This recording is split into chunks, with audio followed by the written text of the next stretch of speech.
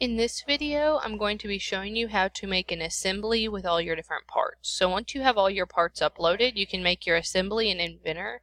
So you'll open Inventor and you'll go to Assembly.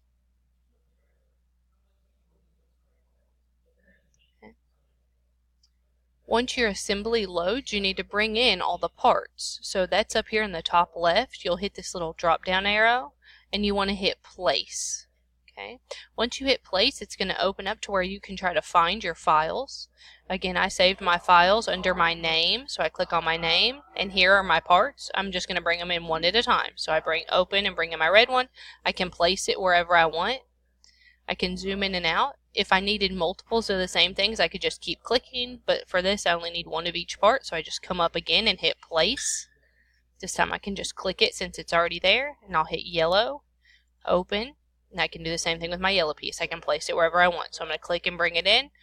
Once I'm done, since I don't need another yellow piece, I can right click and hit cancel and it'll get rid of that. So now I'm ready to put these two together.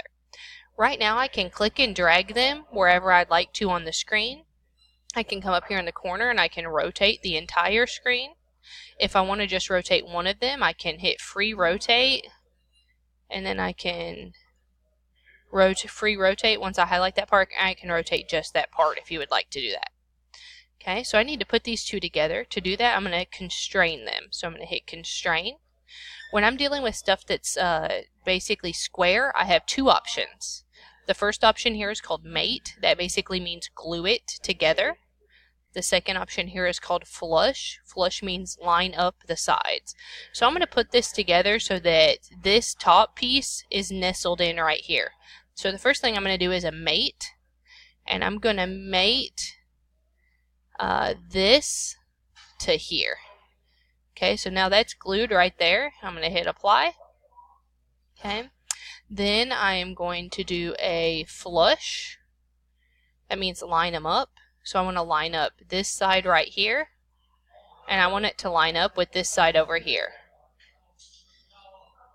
So that's actually... I'm going to go ahead and hit apply, and I'm going to show you what it's done. So at this point, this will still move, but they're kind of together. Okay. So what I've noticed is that I actually made a mistake. I don't want those to line up. So I'm going to drop down under yellow and see that flush right there. I'm going to right click it, and I'm going to hit delete. That way it gets rid of that. Okay. So now they're just glued together, because actually I want it to go more like this, which means that I really would like to flush these sides. So it's not a big deal, right? It was pretty easy to go in and delete it. So I'm going to hit constrain again. I'm going to flush this side with this side. It's going to pop them right there. And then I need to do one more thing in order to lock it into place. So I could mate this face with the inside here, but that seems kind of hard to get to.